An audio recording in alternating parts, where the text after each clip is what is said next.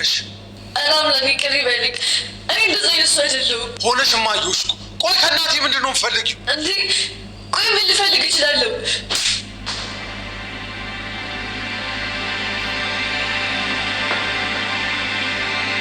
እሜው ቆይ እናቴን ከልጅ ከኔ ጋር የመኖር ሀሳብ ነበርሽ? እኔ እንደሰቀልሽ ነዋ። በቁምሽ ቀብርሻለሁ። እንዳንቺ አይነት አስመሳይ ሰው ያደረገውን ነገር ሊያምን ይችላል ማለት ዘበት። በይ አሁን ለምንድን ነው ችላ የምትዩ? አሁን ሄደሽ ቶሎ ብለሽ የራስሽ አድርጊው ብላ ትላታለች። ጄሪም እንግዲህ በዚህን ሰዓት አሁን ልክ ነሽ፣ እኔ ቶሎ ብዬ መሄድ አለብኝ፣ እኔ እስክነግርሽ ድረስ የምጠብቂው የምመፍሰስ ነው እያለቻት ትገኛለች። ብሌንም እንግዲህ ይሄንን ነገር እንዳላደረገች ስለምታውቅ እባክን ተው ይቅር ይበለ ብላ ብትለውም እናቴን ልትገያት ነበረ። እናቴን ገለሻት ከኔ ጋራ ለመኖር አስበሽ ነው ወይስ ምን ብለሽ ነው? እንዳንቺ አይነት ሰውን ለማመን ከባድ ነው። ሆኖም ከኔ ጋር ለመኖር ነው ወይስ ምን አስበሽ ነበረ? እናቴን አሳጥተሽኝ ነበረ። አንቺ አሳፋሪ፣ ከአንቺ ጋራ ያሳለፍኩት ጊዜ ሁሉ ይጸጽተኛል በማለት እንግዲህ ሳሎን ላይ አምጥቶ እስከ መምታት ድረስ ደርሷል። እንግዲህ እሷም እጅግ በማዘን ወደ መኝታዋ ትሄድና በመተኛት ጊዜዋን ሁሉም ነገሯን እያሳለፈች ትገኛለች። እናት ዛራም እንደዚህ መሆን የለብሽም፣ በፍጹም አንቺ ይሄንን ነገር አታደርጊም፣ የንጹሃን አምላክ አለ፣ አንድ ቀን ሁሉም ነገር ይስተካከላል። ስለዚህ አንቺ እንደዚህ ማዘን የለብሽም፣ እንደዚህ መሆን የለብሽም ብላ እያለቻት እውነት ያምነኛል፣ እኔ እኮ ምንም ነገር ያደረኩት ነገር የለም ብላ ትላለች። እንግዲህ መድኃኒቱን መርዙን ቀይረው እየሰጧት እነሱ እያሉ እንግዲህ በዚህ አይነት መልኩ እየመታትና እንግዲህ እናት ዛራም እጅግ እየተንከባከበቻት በተኛችበትም ሄዳ ልጄ አንቺ እንደዚህ አታደርጊም፣ የንጹሃን አምላክ ያወጣል እያላት ይገኛል። ጄሪም እንግዲህ መጠጡስ መድኃኒት በማድረግ ይሄንን ያረገችውን ሁሉ እረስተ ወደ ራስ እንድትመለስ ራስን እንድታስታውስ እፈልጋለሁ ብላ ትላለች። የዚችን ልጅ ስም እንዳታነሽብኝ፣ እናቴን አሳጥታኝ ነበረ።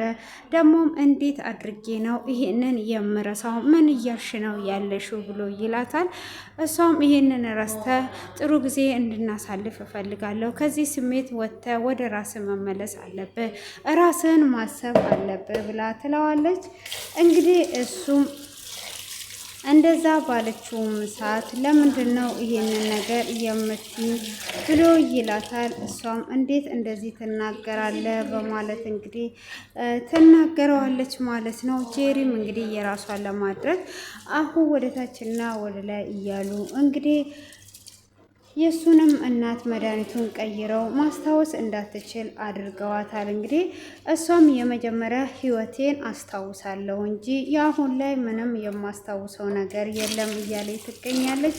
ሆኖም እንግዲህ ጄሪ ተሳክቶልኛል እያለች ነው።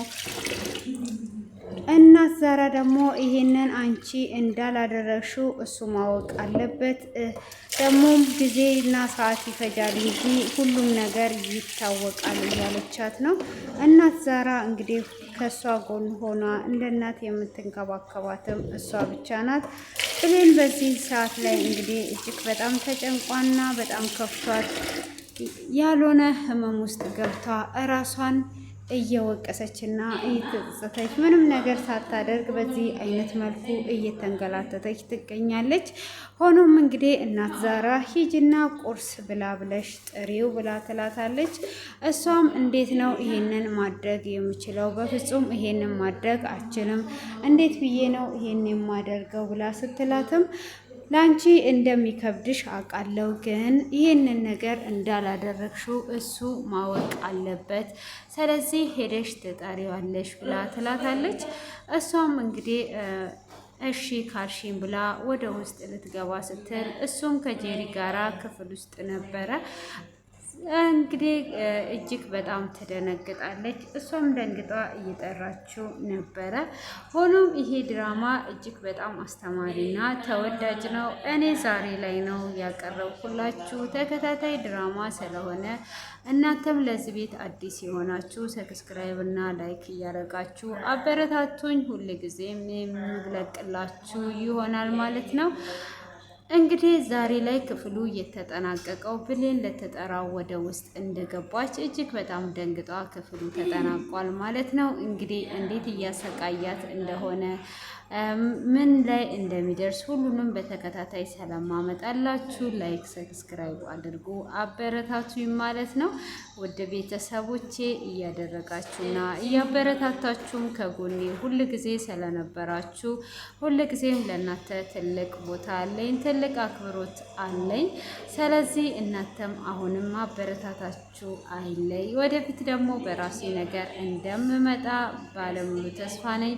እጅግ አስተማሪ ነገሮችን እንደማቀርብላችሁ በጌታ አምናለሁ። እናንተም ብዙ ነገርን ከኔ የምትማሩት ነገር ስላለ ማለት ነው። እንግዲህ ውድ ቤተሰቦቼ በስግደት ያላችሁ እህቶቼ አይዟችሁ፣ በርቱ። ሁሉም ነገር በጊዜና በሰዓቱ የማያልፍ ነገር የለም። መሽቶ እንደሚነጋ ሁሉ ሁሉም ነገር ያልፋል። መከራ ቢሆን ችግር ቢሆን ሁሉም ያልፋል። ሰው ማጣት ቢሆን ቢከፋችሁ ምንም የማያልፍ ነገር እንደሌለ አምናችሁ እናንተ ብቻ ሳትሸወዱ ራሳችሁን አሳምናችሁ ለራሳችሁ መኖርን ልመዱበት። በአሁን ሰዓት ለራሳችሁ ካልኖራችሁ ቤተሰብ ሆነ ማንኛውም ከእናትና ከአባት ውጪ ዞር ብሎ አያያችሁም እናንተ ብቻችሁን በሆናችሁ ሰዓት። ስለዚህ እናንተም ለራሳችሁ መቆማችሁንና ለራሳችሁ መኖራችሁን እንዳዘነጉት። ብዙ ጊዜ እንግዲህ እንደዚህ እየተነገረን እየተመከረን ከብዙዎች ህይወት እያየን ግን ህይወታችንን እያስተካከለን አይደለም። በቅርብ ጊዜ እንግዲህ ባሌ ካደኝ፣ እናቴ ካደችኝ፣ አባቴ ካደኝ ብላ የመጣች እህት ስታለቅስ አይቻለሁ። የሰው ልጅ እንግዲህ ሰው ሲነግረውና ሲመክረው ካልሰማ አይቶ ካልተማረ ንገረው እምቢ ካለ መከራ ይምከረው ይላል ያገሬ ሰው። ስለዚህ እንግዲህ አንዳንድ ጊዜ በሰዎች የሚደርሳቸው ነገሮች እኔን ካላስተማረኝ እናንተን ካላስተማራችሁ ዞሮ የሚያስተምረን መከራና ስቃይ ብቻ ነው የሚሆነው ማለት ነው። ከዚህ ነገር እንግዲህ ራሳችንን ለመጠበቅ ወደ ራሳችን ብንመለስ፣ ራሳችንን ዞር ብለን ብናይ፣ እዚህ ስንሆን ገንዘብ ሲኖረን ብዙ ወዳጆች እናፈራለን። ሆኖም እናንተ ከዚህ ሄዳችሁ አንዲት ነገር ሲቸግራችሁ የሲኒ ሰባሪያ እንኳን የሚሰጣችሁ የለም። ሁል ጊዜ እናንተ ሀብታምና እንዳላችሁ ብቻ ነው የምትቆጠሩት።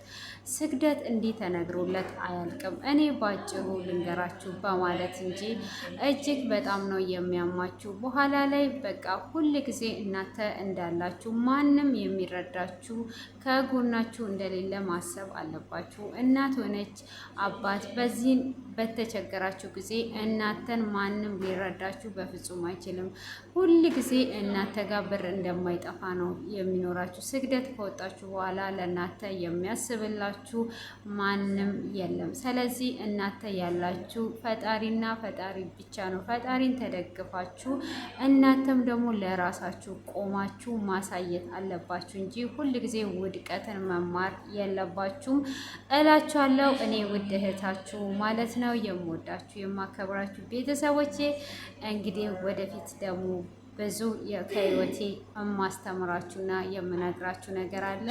ሁላችንም ከእያንዳንዳችን ህይወት ውስጥ እጅግ አስተማሪ ነገሮች እንዳሉ አምናለሁ።